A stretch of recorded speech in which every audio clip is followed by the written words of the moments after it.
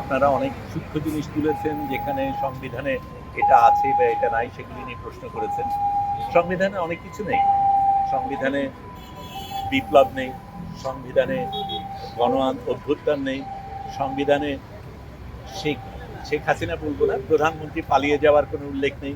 কিন্তু সেগুলিকে তো আমরা আলিঙ্গন করেছি।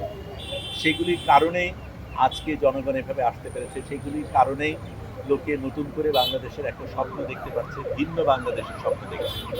সেই আকাঙ্ক্ষা থেকেই তারা আপনাদের রায় দিয়েছে, ভোট দিয়েছে, আপনারা এখানে এসছেন, এবং আপনারা এসছেন এই কারণেই যে তারা মনে করে আপনারা আমাদের একটা ভিন্ন বাংলাদেশ দেবেন।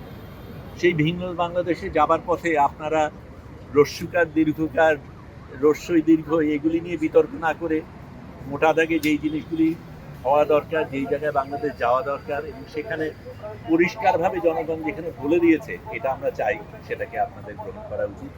কারণ সেটার মাধ্যমে আপনারা জনগণকে শ্রদ্ধা জানাবেন, এবং সেই শ্রদ্ধা যদি আপনারা না জানাতে পারেন তাহলে সত্যিকার অর্থে আপনারা জনগণের প্রতিনিধি না।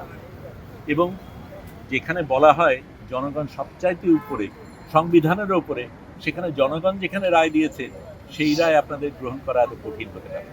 দ্বিমত থাকবে, আপনার আছে, আমার আছে, আমাদের সকলের আছে।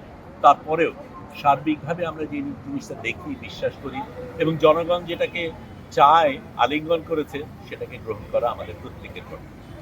আপনার পরিচয়টা কি, নামের সাথে কি? শহীদুল আলম আলোচ্য। Thank you.